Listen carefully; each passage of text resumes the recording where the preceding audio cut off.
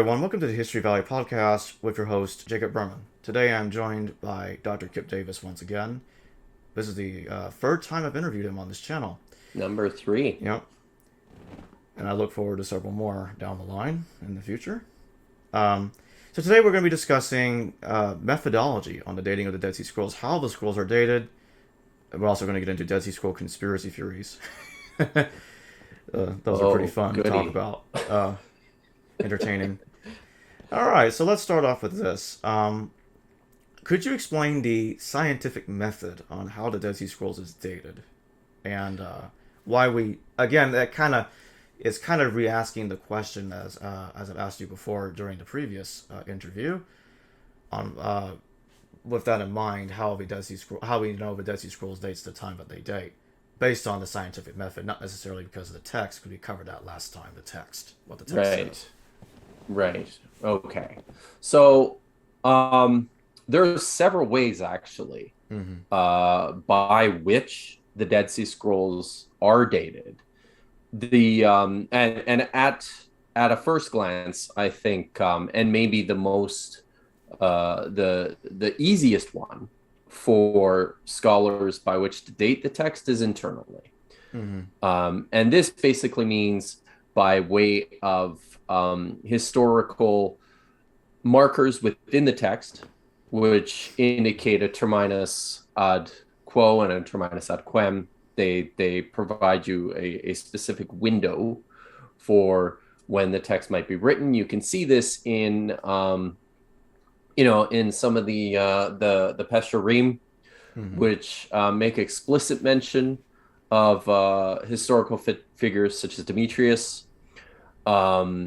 or some of the prophetic texts that look very similar to what we see in the book of Daniel. We internally date the books of Enoch and the book of Jubilees and the Jeremiah Apocryphon and the pseudo Daniel stuff by way of their historical information and the historical knowledge that belongs to the writer.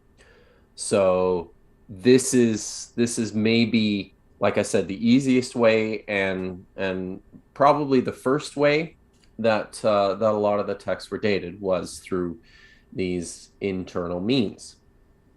There are also a handful of documentary texts that were discovered at Qumran, and some of them are actually also dated. Dated by the I believe by the it's either by the reign of Herod or by the administration of whoever happens to be in the temple at the time. But some of these documentary texts are actually dated. So right away, that provides a clear sense of when these things were actually physically written. Right. But of course, this isn't the case for most of the texts. You can't really date any of the so-called biblical texts, copies of texts that contain Hebrew Bible. You can't date those internally because most of them are quite a bit earlier in terms of when they were written compared to the manuscript copies themselves. So we need other methods and other means. The primary method and the one that's considered to be essentially reliable for dating the Dead Sea Scrolls is by way of what's called paleography. And this is the study of ancient handwriting. And in antiquity, at least in the ancient Near East, I expect the same holds for other regions in the world. Before the invention of printing and the mass production of text, when everything had to be done by hand, there was an enormous amount of consistency within handwriting. And this is because it was very important. In order to have your text accurately read and understood, it had to be clear and very legible. And for that reason, there were formal conventions when it came to how to form letters, how to write scripts. So within the, I guess what's called Jewish paleography, the at the time of the Second Temple period, um, the Jews started to employ the Aramaic script, the Aramaic block script,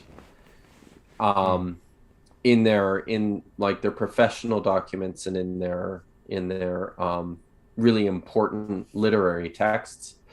So this was a shift away from the old Hebrew script, which we now call Paleo Hebrew. And there were I guess scribal schools over time that would control the essentially the appearance of the text, of the writing.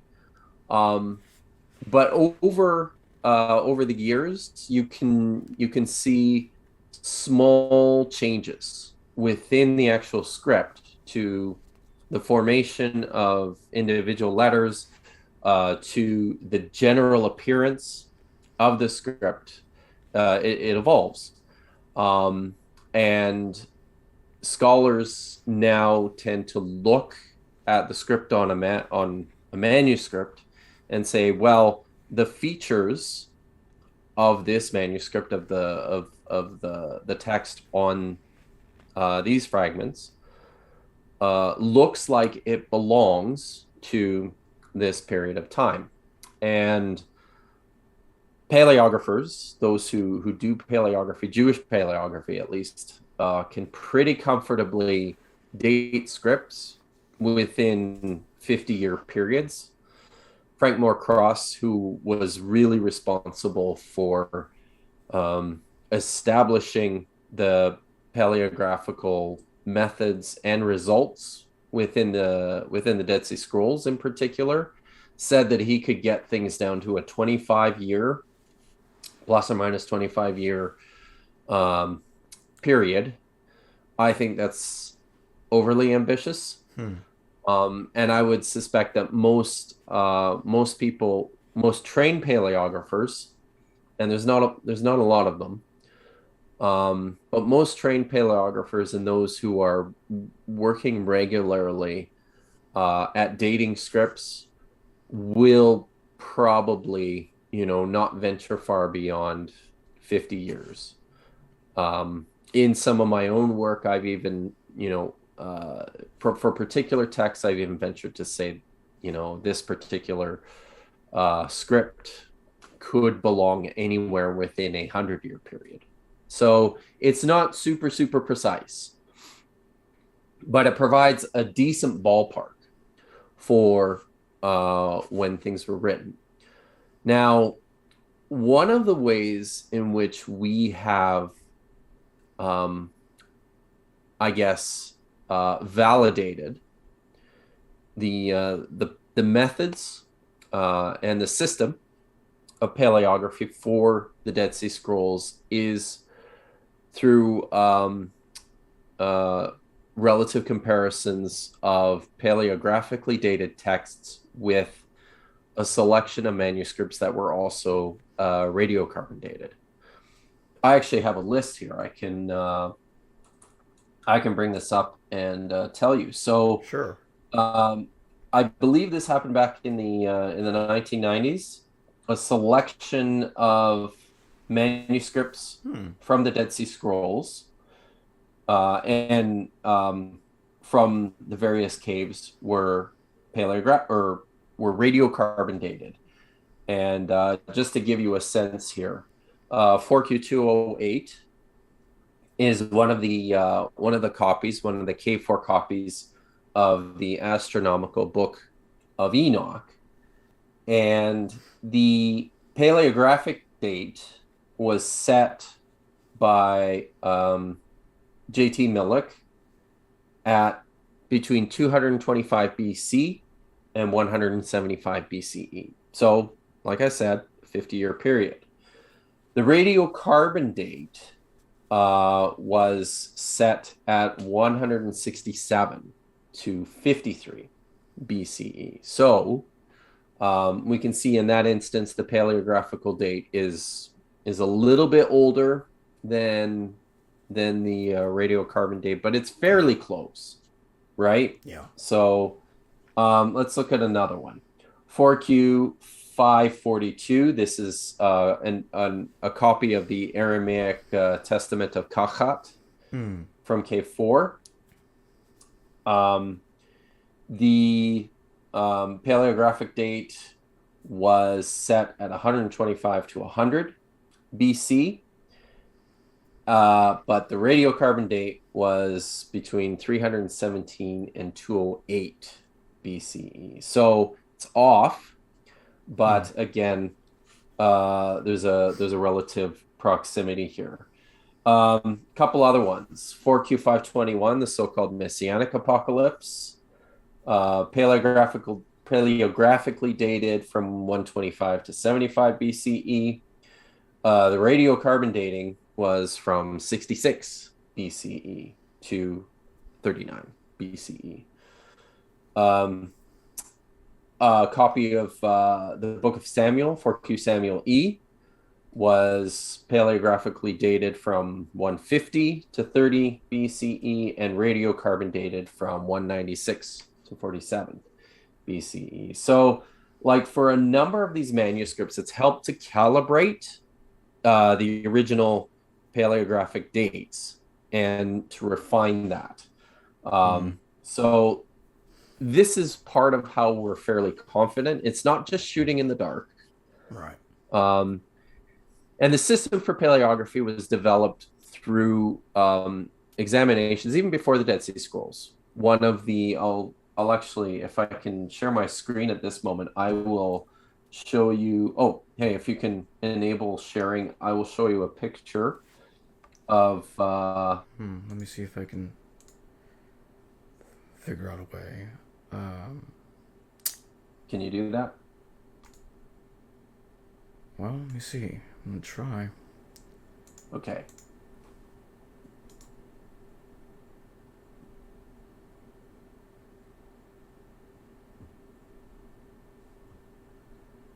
I don't think it's going to let me. You can actually, if you want, you can send it to me and I can edit in here. Edit. Okay, let me see if I can just send you the file. Maybe I'll do that. Okay. Let me see something here. Yeah, I will. Oh, do you?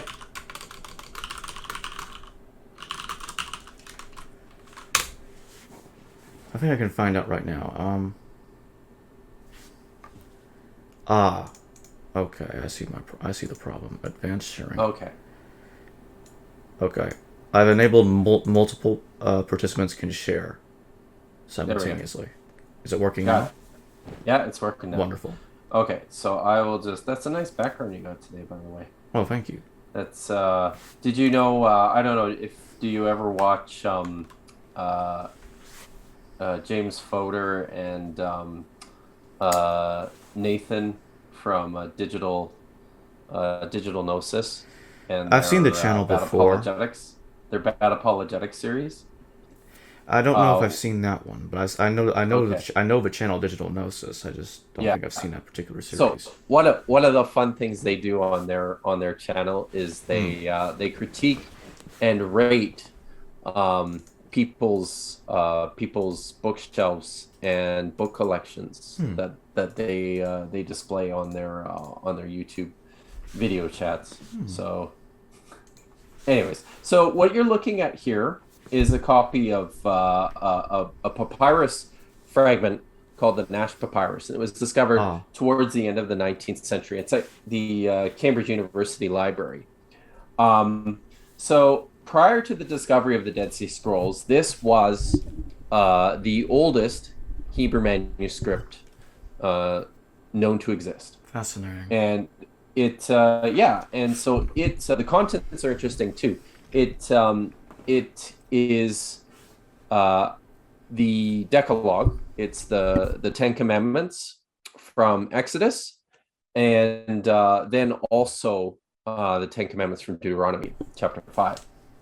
So it's really, really interesting. But William Foxwell Albright in the 1930s used this fragment and then compared it and brought in a whole bunch of other data from known Jewish documentary texts from the Bar Kokhba period, inscriptions, Second Temple inscriptions that they knew of, tomb inscriptions, and there's actually some inscriptions in the temple ruins themselves. So they use these inscriptions that they're able to confidently date, plus some documentary texts, the Nash Papyrus, and basically calibrated and reoriented the entire field of Jewish paleography. So this is kind of where it started, and the story is told that the very first European or very first non-Middle Easterns to see the Dead Sea Scrolls were postdoctoral students, John Trevor and William Brownlee, who were studying at the Albright, and they saw the Isaiah scroll, the Cave One copy of Isaiah. It was in the possession by this time of the Syrian metropolitan Mar Samuel, and he brought it to them to see if they could decipher it and date it. He was actually looking for famous biblical scholar Miller Burroughs, but Professor Burroughs happened to be away in Egypt at the time, so it was just his two students sort of holding down the fort at the Albright Institute in East Jerusalem. And so they're the first ones who saw it. And the story is told by John Trevor that, he saw the manuscript, 1Q Isaiah A, and right away he's like, I recognize this script. This looks really, really familiar. And he had recalled this article that was published by William Foxwell Albright a couple decades earlier. And he recalled the Nash Papyrus and went back up to his room. They weren't allowed to hold on to the manuscripts. He was only allowed to look at it briefly. But then him and his colleague, William Brownlee, sat there rifling through books, and he had a set of old slides that he would use for teaching, looking for a picture of this manuscript, and finally found one, and looked and said, holy smokes, the script is the same. Essentially, it's very, very similar. And so based on the picture he had of the Nash Papyrus here, was able to say with some confidence that this was a completely intact copy of Isaiah from about 150 BCE. Now, you can only imagine if you're in his position, that's 1947, and to this point in time, this is the oldest Hebrew manuscript in existence. And all of a sudden, and this is the whole thing here, this fragment. Right. All of a sudden, he has now seen a completely intact 25-foot long scroll of the entire book of Isaiah that is written in the same script, or a very similar script to this, and dates to the same period. I mean, just imagine how exciting and how just unbelievably significant that would have been at the time. Yeah. So I was thinking a little bit about how we might do this, and if you're interested, I could just do kind of a basic walkthrough of some of the things that scholars look for when it comes to dating the script. Sure. So I'll share my screen again, and I thought for For this exercise, I would just look at the K4 copies of the Book of Daniel. Okay, so we'll start here with, can you see this? Yep. Clearly? So this is 4Q Daniel A. All right, I'm gonna see if I can move that, get here and zoom in. So I'm zooming in here. This is 4Q Daniel A. And 4Q Daniel A, as far as we know, looks like it probably contained the complete book of Daniel from chapter 1 all the way through to chapter 12. It is the most extensive of the Daniel manuscripts. The dating for this manuscript is, what do I have here? It's Herodian, which means it was written, copied at some time during the reign of Herod. The Herodian period we tend to date to the second half of the 1st century BCE. So the dating for this manuscript is probably sometime between 50 BCE and 1. Some of the features that we see here right away, I can tell by looking at it that the hand is confident. The strokes are very fluid. The scribe is writing with a beveled, like a beveled pen nib, like a calligraphy nib. And you can see that with some of the different thicknesses of the strokes. You'll notice that at the tops of the laments here. Can you see my cursor, by the way? Yep. Okay, so you can see this at some of the, on the tops of the laments, it's a little thicker, and then as he comes down, the stroke becomes more slender. You see that here. On the hay here, you'll notice that the crossbar is quite thick. Right.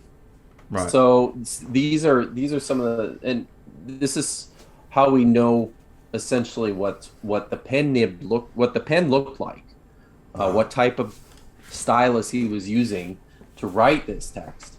And this is also an indication that this was a well-trained professional scribe who knows very clearly what he's doing.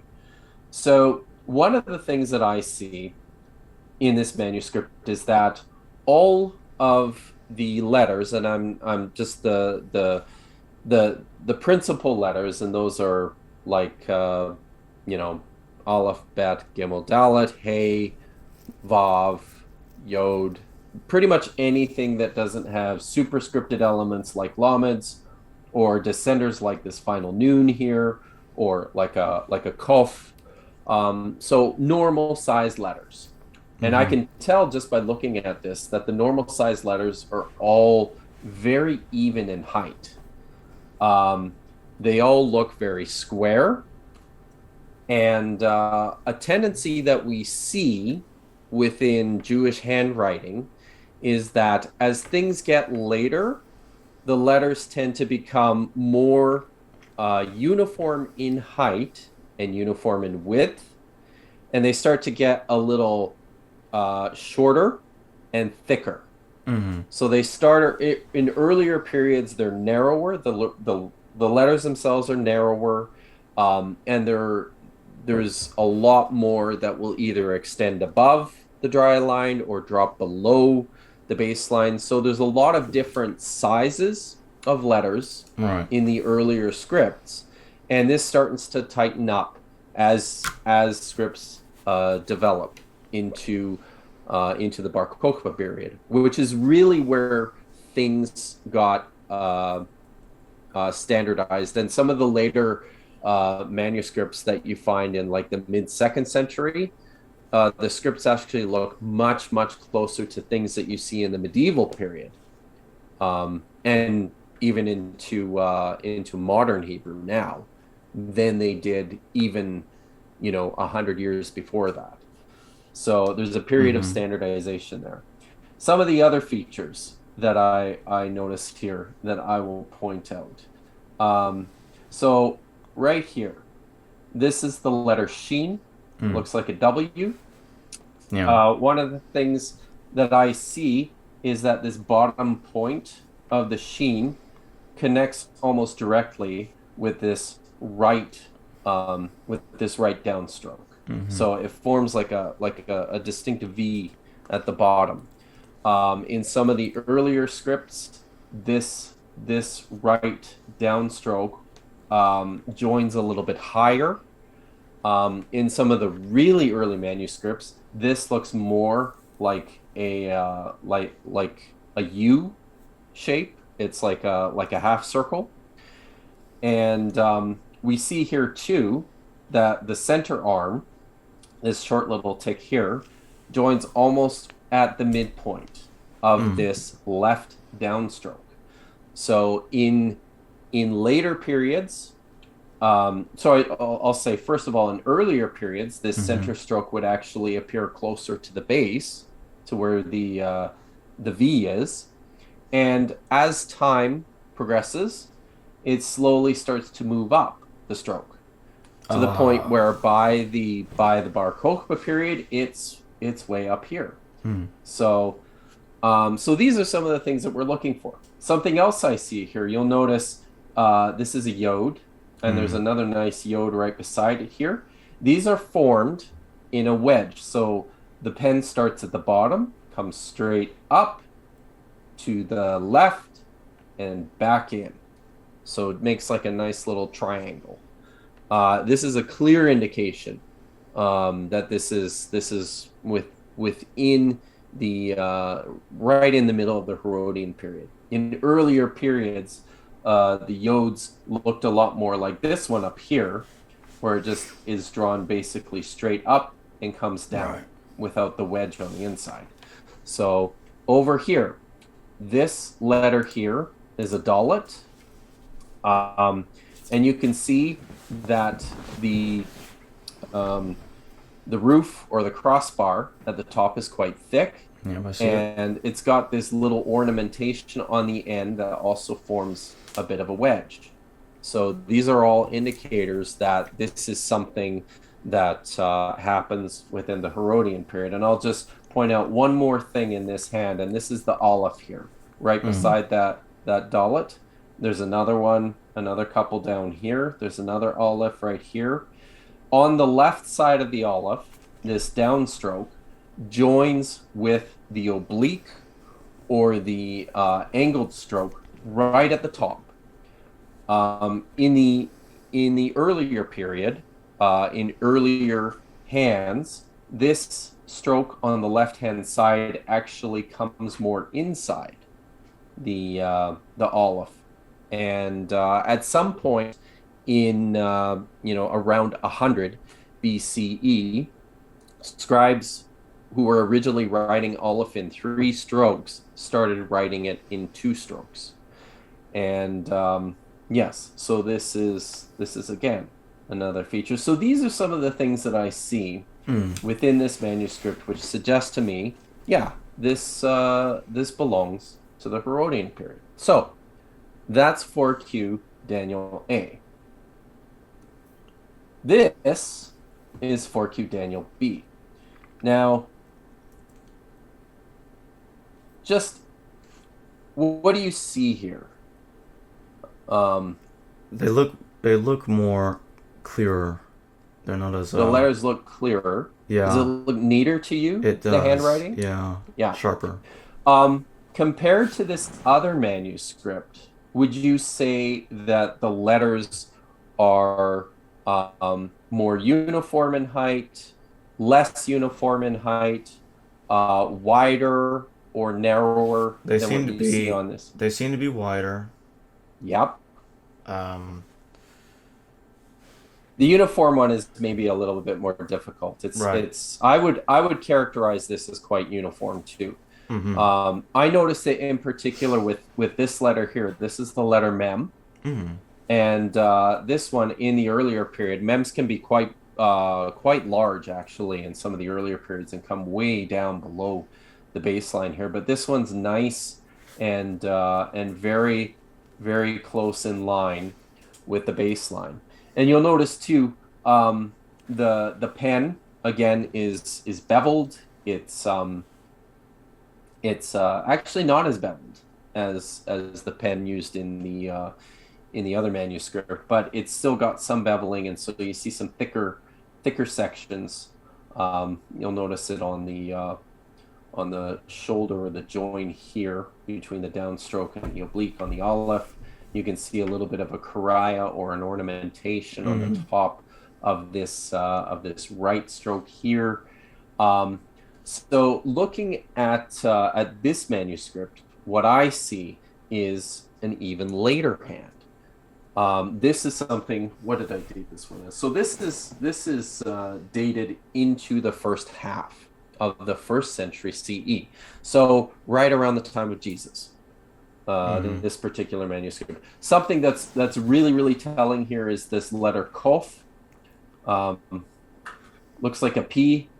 Where does the P go? Yeah, okay. It looks like a P. Makes a sound like a Q. Right. But it's fairly short. This stroke here, this descender, actually comes below the baseline, but just a little bit, not much at all. In some of the older scripts, it comes very far down. In fact, let's see if we can find one. There's one. See how much farther it comes down here? Yep. So yeah. So this is a clear indication. This is a manuscript that was written at a point in time when the script is becoming more standardized, right? Yeah. Scribal schools from all over are becoming they're becoming closer and closer to each other in terms of how they write and produce text. And this actually looks more and more like the classical Hebrew script that we see developed in the medieval period and written by the Massoretes. Okay, one of the really interesting things about this manuscript, I'm just going to mention, 4Q Daniel B, which is this here, which you'll remember dates to between probably 20 and 50 or 60 CE. So like from the adulthood of Jesus up until sometime close to when the temple was destroyed is when this manuscript was written. Right. This manuscript was actually copied directly from this manuscript. Wow. Which was, anywhere from 50 to, or I should say anywhere from 30 to maybe 80 or 90 years older. And one of the reasons we know that this manuscript was copied from this manuscript is because there's one section where the texts overlap, and the manuscripts themselves actually overlap with each other in terms of how the individual lines are laid out. So they literally match line by line. The lines start at the same place and end at the same place consistently all the way throughout. It's pretty cool. Yeah. So and that's that's the sort of thing that only happens when there's direct copying going on. All right, so there we have a comparison between 4Q Daniel A and 4Q Daniel B. Let's move on to, there's 4Q Daniel B. Let's move on to this beauty. This is 4Q Daniel C. Now, initial reactions, Jacob. What does this look like to you compared to those other two manuscripts that we looked at? Unless that's damage I'm seeing on the manuscript, it looks messy. It's quite messy, yes. So this is a what we call a semi. Those two that I showed you earlier. It's a mixture. We would classify the two scripts that I showed you earlier as formal scripts or bookhands. So this is, these are manuscripts. We don't know for certain, but our best guess here is that these are manuscripts that are used, by a group of people, used for public events. They're read from orally, and for for that reason, they have to be written very clearly, very legibly in these nice formal block scripts.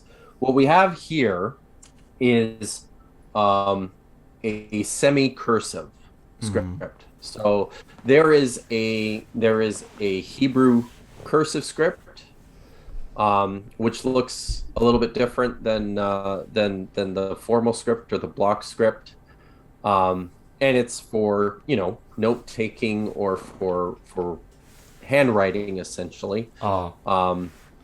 Lots of times, this is the type of script that we see on documentary texts, on on lists that people produced, and our understanding here is that more likely this is an indication that the manuscript itself might have been a personal copy belonging to an individual that he read privately, was not shared by by a community or a group, was not used in a public setting. Does that make sense? Yeah.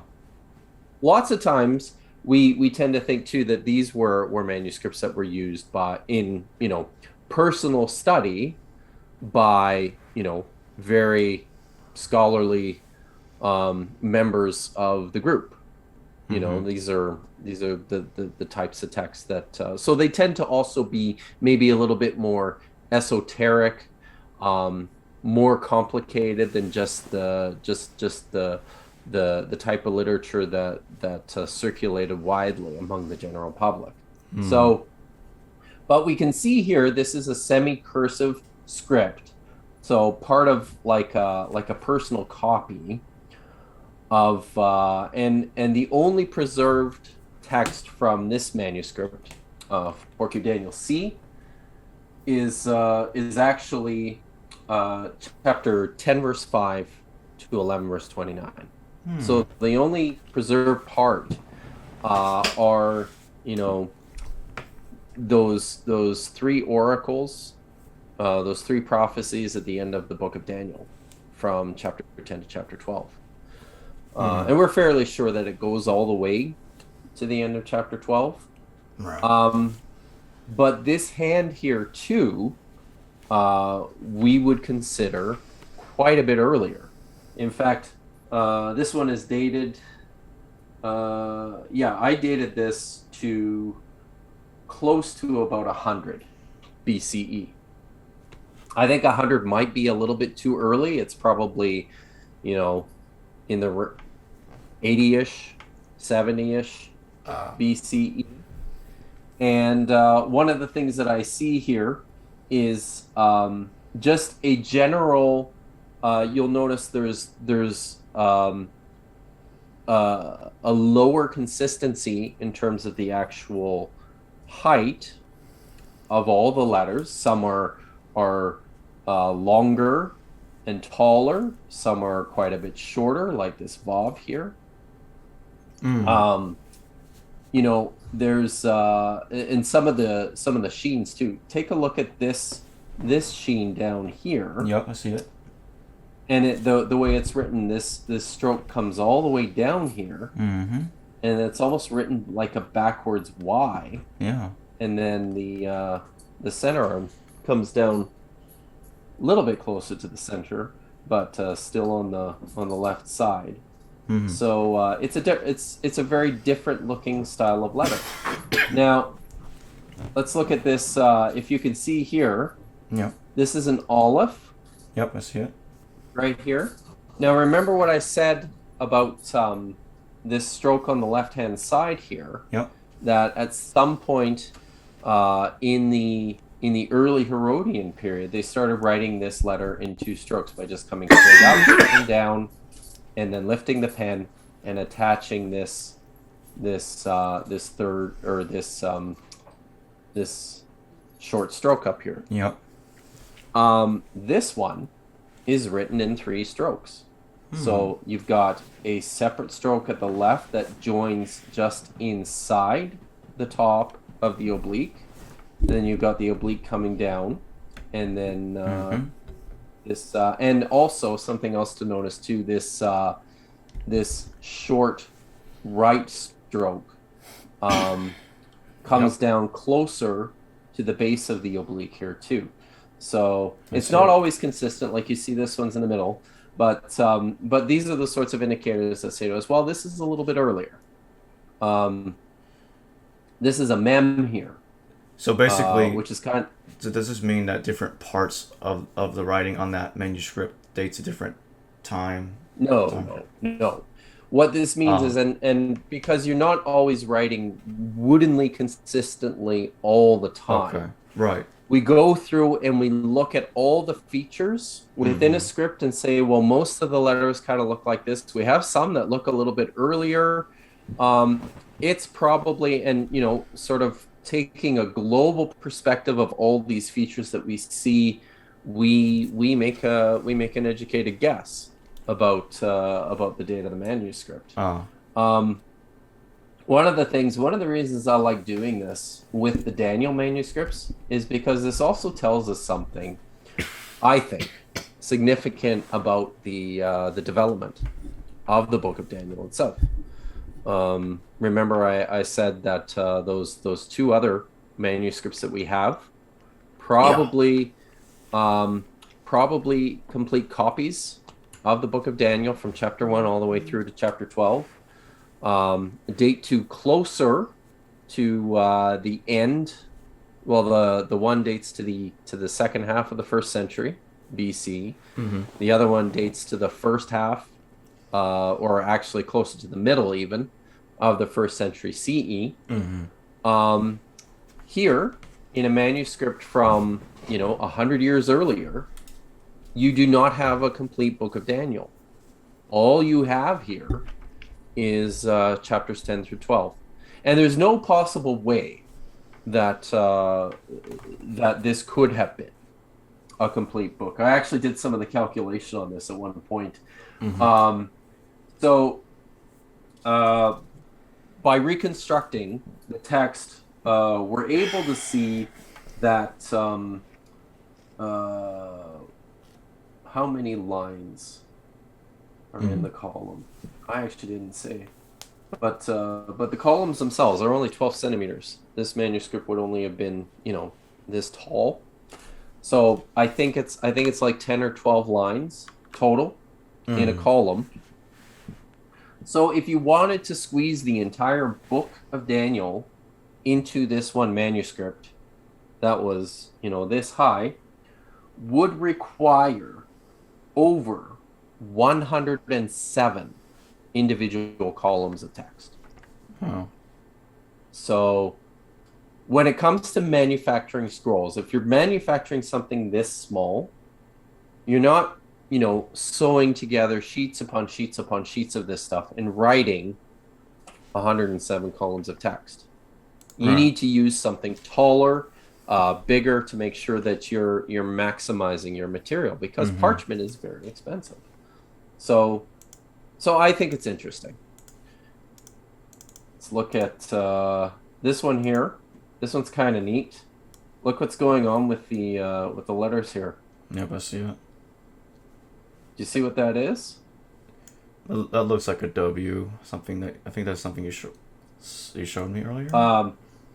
Well, no. And I'm not even just looking at what the individual letters are, yeah, but what the letters themselves they are look darker. doing to the manuscript. They're actually, if I can zoom right in here, you can see, where's a good example? Look at what you see here on this first word on the line Adon. You can actually see the ink seems to be eating away at the surface of the manuscript itself. Yeah, it looks it. And this is so this is a feature that's actually we see this in several of the manuscripts from the Dead Sea Scrolls. Most famously, the Genesis Apocryphon from Cave 1. This is what it looks like. It's the letters have basically rotted away the medium, the surface. And the chemical process by which this occurs, what this basically indicates to us is that the ink that was used to write this manuscript contained a high amount of iron. I believe it's iron. and the iron will eat away at the surface, which I think is kind of interesting. Yeah. But so the letters here, you might be able to tell right away that this script is quite a bit smaller than the other ones that we looked at. The letters measure, on average, a little under 2 millimeters in height, each one. But it's still a very, very neat and tidy script. Right. Very professionally rendered, written. The letters themselves are quite square, fairly uniform in height. How did I date this one? So yeah, this one too is close in time to the first one we looked at, to the Herodian period. And this manuscript also probably did not contain the entire book of Daniel. All that we have extant from this one is text from chapter 3, a little bit from chapter 4, and some of chapter 7. The mechanics of the scroll itself also suggest to us that, yeah, this probably was only part of the book of Daniel. I would guess that this was likely just a collection of the Aramaic section. Of the Aramaic section with the first of the Hebrew. I believe it's the first of the Hebrew oracles in chapter 7. So yeah, so that's we got a couple more here. So Sure. This is 4Q Daniel. Which one is this? This is Daniel E. And all we have are like 5 fragments that basically look like this. Just these teeny tiny little scraps. The script is, you'll notice it's fairly, the letters are written, it's fairly smooth, which suggests to us this is somebody who knows what he's doing. Right. But it's not as precise and decorative as the first two that we saw. So the letters are not nearly as uniform in height. They're not as square. They're more rounded. They're longer and narrower. One of the dead giveaways here is this letter. This is a hey. And we ordinarily are used to seeing the hay look like, let's see if I can zoom in on one here. Just a sec. All right, down here, we're used to seeing it look more like this here, right? Where it's got a nice straight level crossbar and 2 parallel Yeah, I see it. downstrokes, right? So, but on this letter here, notice you've got 1 level downstroke, but then this second one is on an angle and basically joins almost at the center point where the crossbar and the right downstroke join. So this is a very old feature, and this manuscript is also dated to, close to about 100 BCE. The really interesting thing about this manuscript is that the 6 fragments preserve only a little bit of material from the first part of Daniel chapter 9, which is the prayer that Daniel utters just before the angel Gabriel appears to him and informs him about the correct interpretation of the 70 weeks from the book of Jeremiah. Now, scholars tend to believe that the prayer itself was not original to the book of Daniel, that it developed independently on its own, that it was probably like an independent composition that became incorporated into the book of Daniel at one point. And the cool thing about these little bits of fragments is they comprise just a few portions of this prayer. No mention at all of Daniel. Mm-hmm. So quite possibly, this is a manuscript that contains only the prayer and was never incorporated into the book of Daniel at the time that it was written and collected. So I'm going to show you one more thing here.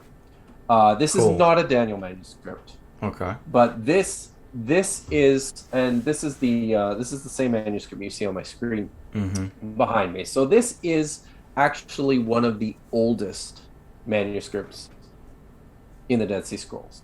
And you can see, even though the writing is very, very neat and tidy, the letters all range in different heights. They extend, several of them drop down very freely below the baseline. Take a look at the size of this letter mem compared to some of the rest of them, and remember I told you on that later manuscript the letter mem was really close in size to some of the other letters. This one's really big, and it's consistently so throughout the manuscript. There's another one, and there's another one. This is a letter Kolf. We saw a couple of those. We saw one from the Herodian period where the descender dropped way down below. And we saw one from from later in the 1st century where it dropped down, but just a little bit. Throughout this manuscript, there's no descender at all. It's just it just looks like a triangle. There's another one. So these are all features which indicate this is a very, very archaic manuscript. One of the other really neat things in this particular manuscript is this letter here. This is a Lamed. So let me see if I can find another one on the fragment just for comparison. Okay, yeah. So this is a Lamed here, if you can see my cursor. Yep. There are a couple of Lameds here, there, and there. I see. Notice how different this is from these. Yeah, I see. Any idea what's going on here? What do you think? It looks like the writer's writing a little more straight at those letters you were showing me at the top right. On the one on the top left looks more curved, edgy. Yeah, that's for true. some reason. So it's what we actually have here is an example of a final letter. So in the date of this manuscript is about 200 to maybe even 230, 40 BCE. And at the time, there was actually two different types of Lameds. There was a Lamed that you wrote at the beginning of words and in the middle of words. And then there was a different type of Lamed that you wrote at the end of a word. So this is what we would call a final Lamed. There are a few other final forms of letters in Hebrew: final mem, final nun, final pe, final tzadeh. At one time, there was a final lamed, and we have several examples of them in this manuscript. One of the things that's also really, really interesting about this manuscript, beyond the fact that it's one of the oldest ones in the Dead Sea Scrolls, is what we have going on here. Look at this. Yep. So this is what you have happening here is this is two columns of text. Here's the first column where my cursor is. I see. And then there's like a margin and then a second column here. But then a scribe has come along and added a whole bunch of stuff in the paragraph break here. And he ran out of space, so he decided to continue it all the way down the margin. He wrote another 4 lines. And what's really, really cool is there's one more fragment from this section of the manuscript.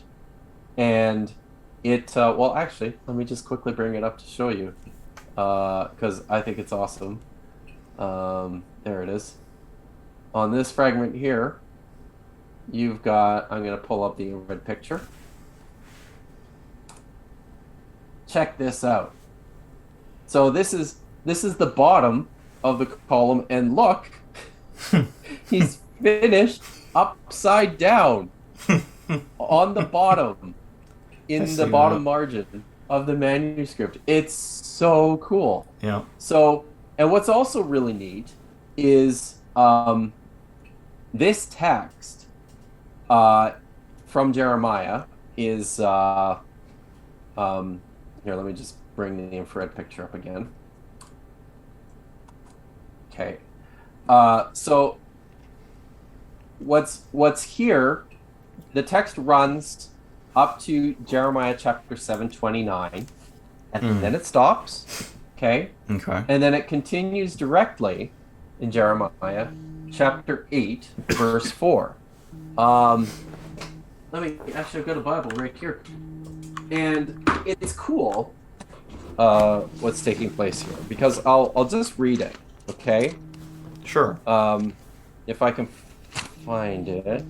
Jeremiah 7:29. So, I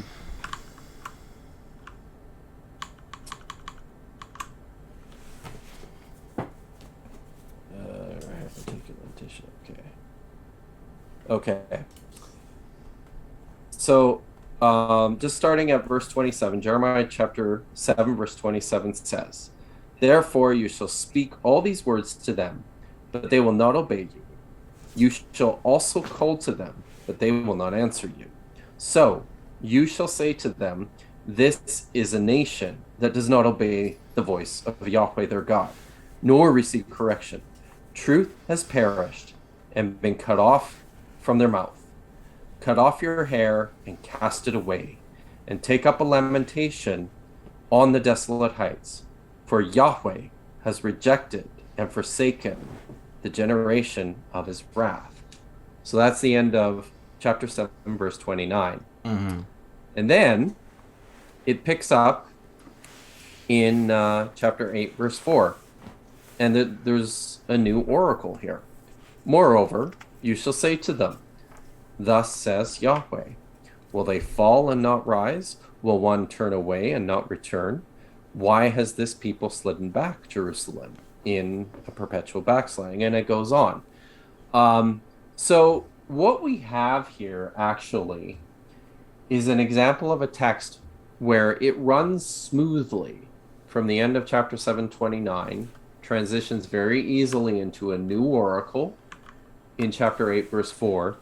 And what's missing is this whole section here, which sounds like it's different. In fact, even before the discovery of this manuscript, some scholars had suggested that this little section here from Jeremiah chapter 7, verse 29 to 8, verse 3 was added at a later period in time. And this is how it reads. It says, from 7:30. It says, "For the children of Judah have done evil in my sight, says Yahweh. They have set their abominations in the house, which is called by my name, to pollute it. And they have built the high places at Tophet, which is in the valley of the son of Hinnom, to burn their sons and their daughters in the fire, which I did not command, nor did it come into my heart. Therefore, behold, the days are coming, says Yahweh, when it will be no more called Tophet or the valley of the son of Hinnom, but the valley of slaughter. For they will bury in Tophet until there is no room. The corpses of this people will be food for the birds." So it's a judgment oracle. Yep. But it's especially, you see it in the Hebrew, stylistically, it's a little bit different than what's going on right before and right after it. So what I think we have here is an actual physical example of an amendation to a text with a whole new pericope. And I bring this up here in our discussion of paleography because when I look at the main script, the large letters, compared to these smaller letters, Uh, the smaller script looks like it's about 100 years later than this large script here. Right. So for 100 years, people were reading this manuscript without that whole section from Jeremiah chapter 7, verse 30 to 8, verse 3. And then, after a century of use, somebody decided to add this. Whether this is an original creation here, I have no idea. Whether they saw it in another Jeremiah manuscript and said, "Oh, look, there's a mistake here. We actually have to include this." Who knows? Right. But I think it's very, very interesting, very telling that you have a physical specimen, a clear example of a manuscript that was updated, that was amended, that was revised. And it's not something we had any kind of concrete hard evidence for until we discovered this scroll. And we know about we can make some accurate projections about the history of this manuscript thanks to paleography and studying the handwriting. Right. Yeah, and that takes us to the conspiracy theories. I discussed this with you before in a private conversation that there are some people out there that think that NASA forged the Dead Sea Scrolls. Right. And the first thing that occurs to me thinking about that, based on the what you've shown me from the scrolls themselves, is that I would imagine it would be pretty difficult to fake multiple different styles of ancient Hebrew writing in the modern world. Oh yeah. And then fake the deterioration of the manuscripts, so that I mean. Well, and I mean you have to somehow, the only way this is possible is if you can get your hands on enormous amounts of original material, because don't forget, several of the manuscripts themselves have been carbon dated. Right. And they are ancient. Yeah. So they are thousands of years old. Right. Now, the amount of material we're talking about here, the amount of unused parchments from antiquity that somebody managed to have in their possession in order to copy and create huge numbers of manuscripts and fragments is just beyond the pale of imagination. Right. It's not possible. Right. Yeah. So even nowadays, I mean, there's you can find, you can actually buy on eBay blank pieces of papyrus or original blank pieces of parchment that don't have any writing on them, but they're small. Like, I mean, they're tiny. They're this big. You don't. I mean, the Isaiah scroll is, it's several meters long. It's tons. It's hundreds and hundreds of square centimeters of material, thousands. So it just, it's just not possible. Right. Can we pause for 1 minute here? Okay. We are unpaused. Okay. Conspiracies. Yeah. We were talking about the ridiculous, cringeworthy conspiracy theory that NASA somehow brilliantly forged the Dead Sea Scrolls and its deterioration in different languages, different writing styles of the ancient Hebrew, all at the same time. So, yeah, and it's the different writing styles there also causes a problem with those that go for a late dating, like putting them all in the 1st century AD. Oh, so there was in the when the Dead Sea Scrolls were first discovered, and for like 10 or 15 years after that, there was a scholar by the name of Solomon Zeitlin, Mm. and he was the editor of Jewish Quarterly Review, Mm. and he embarked on a campaign, a 10-15 year campaign, in which he suggested he was pretty certain that the Dead Sea Scrolls were originally forgeries, but then changed his mind about that and said, well, they're not forgeries, but um, they are medieval manuscripts. Oh dear. Yeah, and he actually, well, here, I will share my screen again. If I can, I'll show you something. Okay.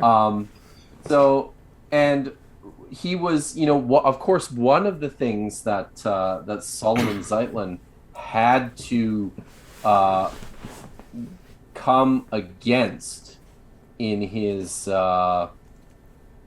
campaign was the development of paleography. And I would say that his articles that he wrote against the Dead Sea Scrolls, and in which he argued very, very strongly for their being medieval manuscripts. Good. Okay, we're on pause. My internet decided to disconnect on me, and I am using my phone's hotspot. So, Oh, goody. yeah. All right. So, so please continue where you left off. Okay. So on the left-hand side here, if you can Mhm. see these pictures of text, you have these are samples of script from the Dead Sea Scrolls. The top left Yep. is the Habakkuk Pesher. Mm-hmm. The bottom left is 1QS, and the very bottom is 1Q Isaiah A. And then on the right, you have some examples from some medieval manuscripts. And Solomon Zeitlin published these pictures as a way to say, look, the scripts are really similar. Oh, this dear. here has to be medieval because these are medieval. So I'm not going to get into it, but there's lots and lots and lots of very obvious differences between these texts. One of the other things that he argued was from this fragment here. This is from Rabat. This is a copy of Genesis and Exodus. And how close can I get here? Not much closer than that. But on the far right-hand side here, Okay, I see it. this is the end of Mitzrayim, which is Egypt. Okay. And he was suggesting that there's like a little line underneath the resh there, and there's a Okay. little dot underneath the yod. And he was saying, look, we actually have vowel pointing here. And we know that vowel pointing wasn't invented until after the 6th century. So here's this is at the time when this article was published, which I think was 1954. This is the only fragment that they had identified. In the intervening time, they have actually added this fragment to it and managed to show that, no, actually what you're looking at and thinking is a vowel point is actually the bottom of the letter that comes before it, the tzare in Mitzrayim.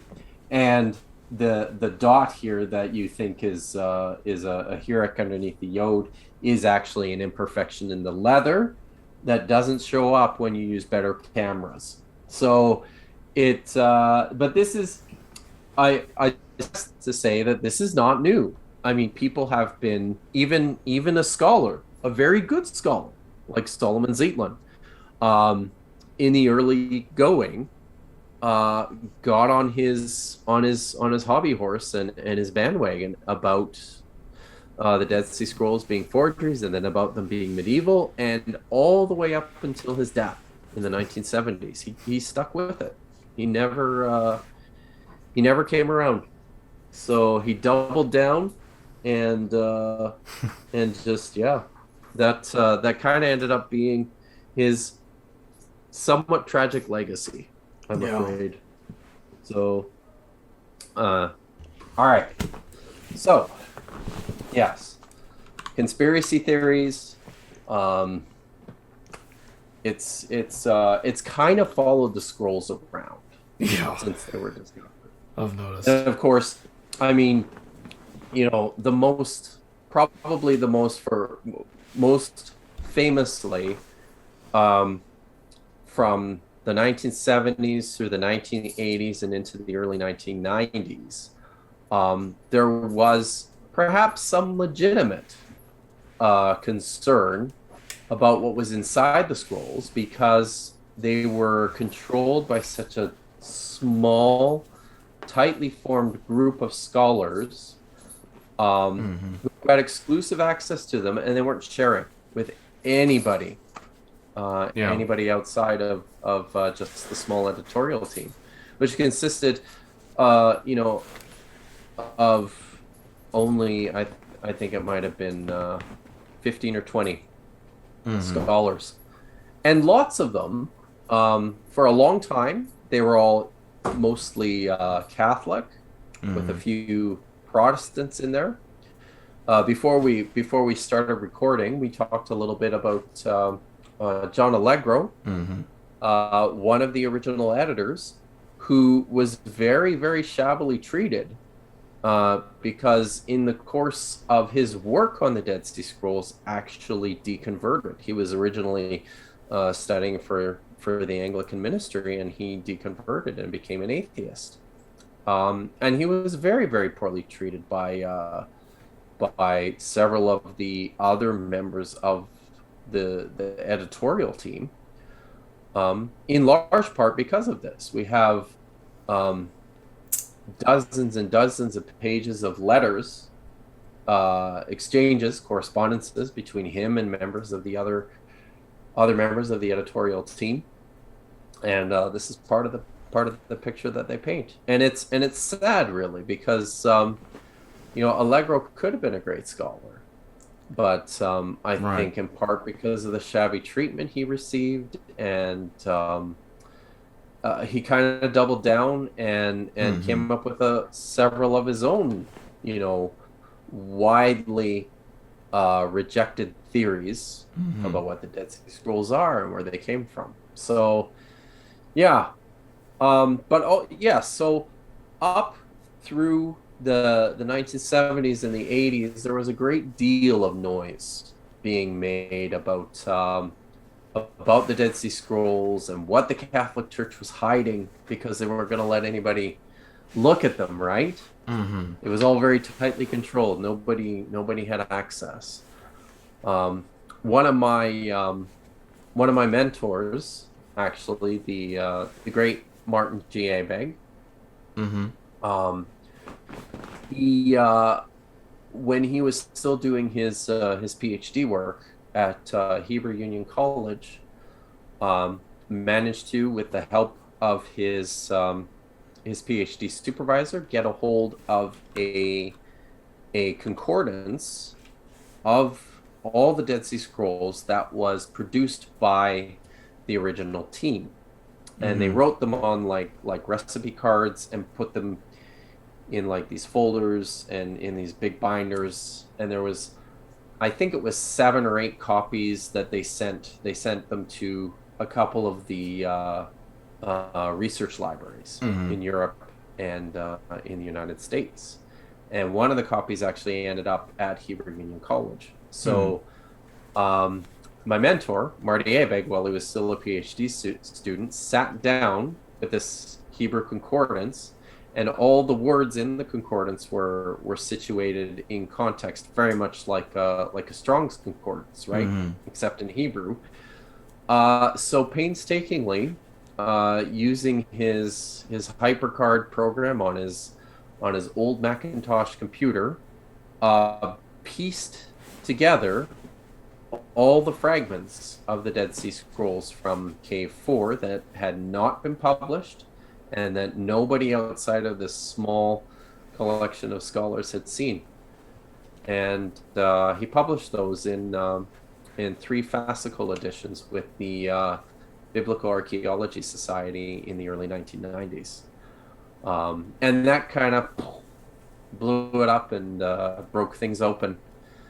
It was shortly after that that the first Jewish members of the editorial team were added, and the editor-in-chief, John Strugnow, was replaced by Emmanuel Tove, who is a professor at the Hebrew University. And then the team expanded from 20 to about 180. Mm.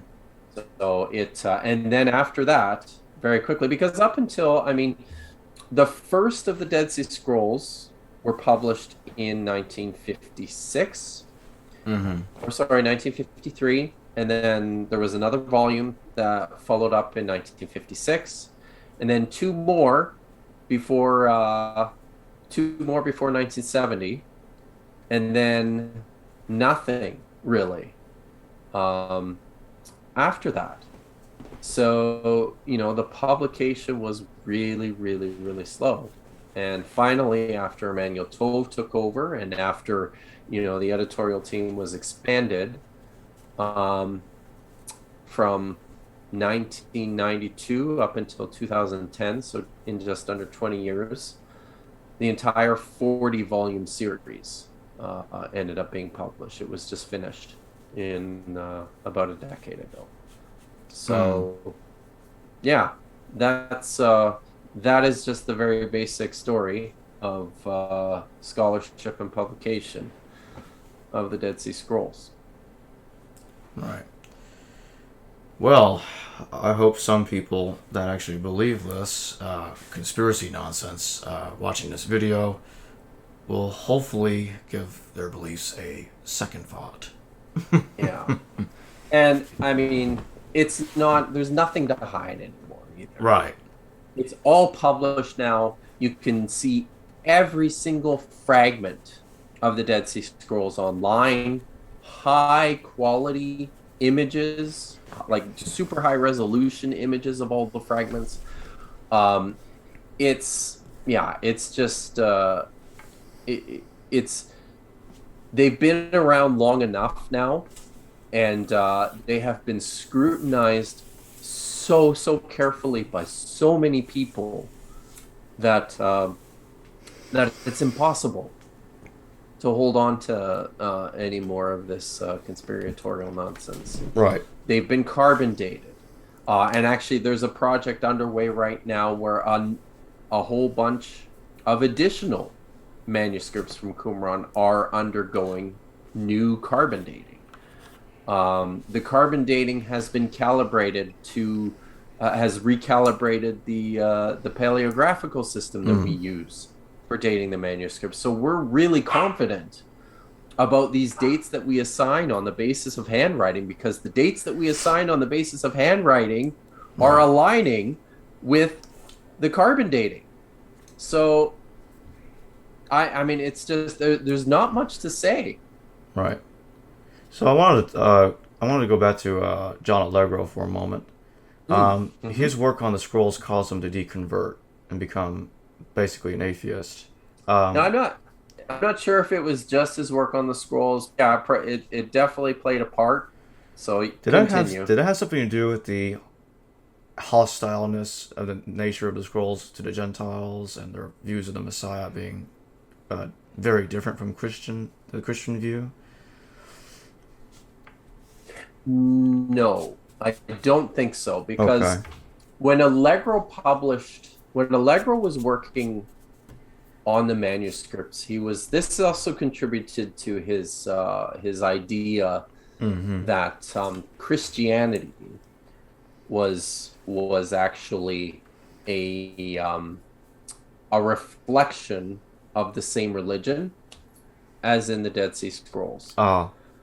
So he saw it differently. What he saw from the Dead Sea Scrolls was sort of like the code, the way to break the code of the New Testament Gospels in order to reveal the actual truth and the actual history behind the texts.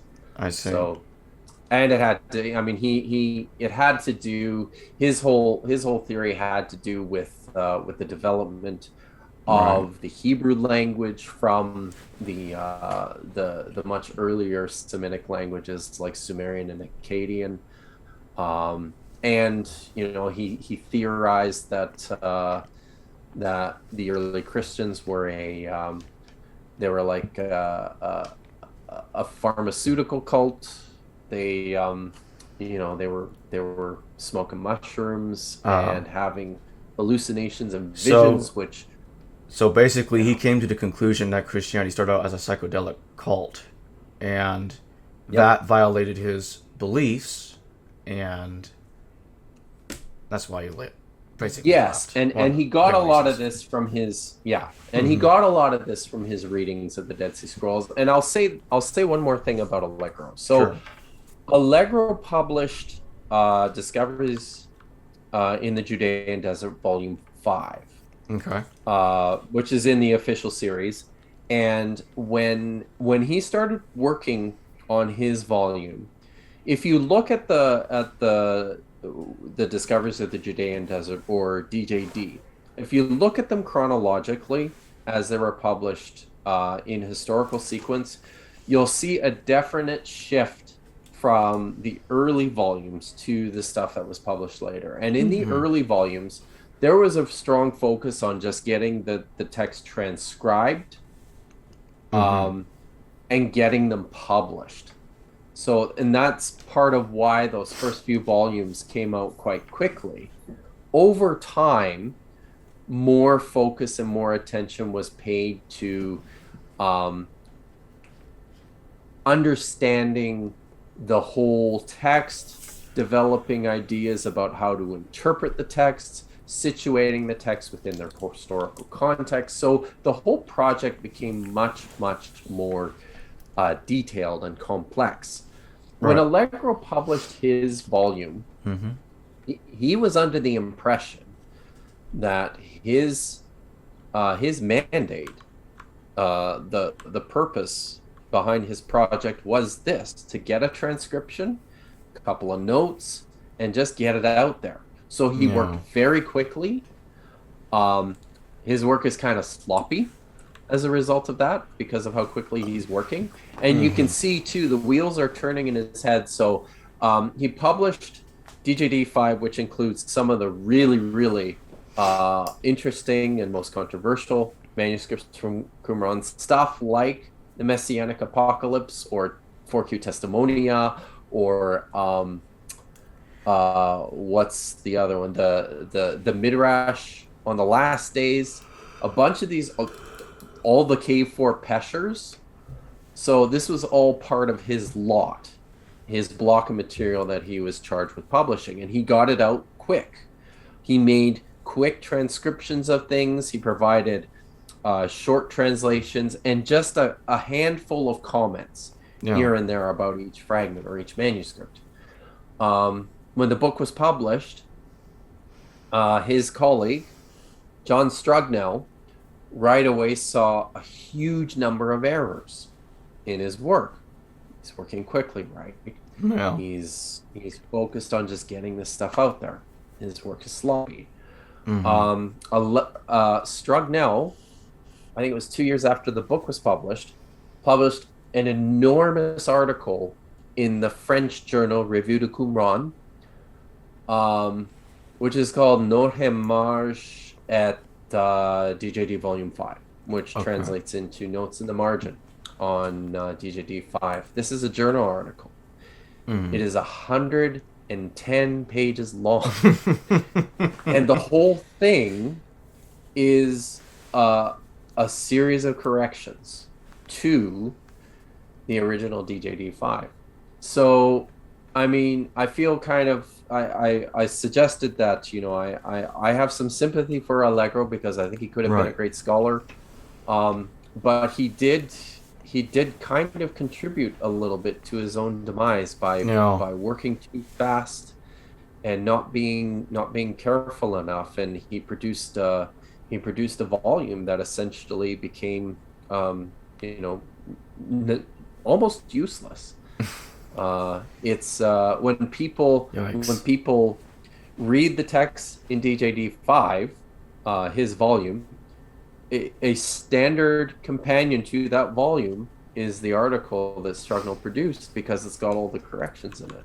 So, Allegro. Mm-hmm.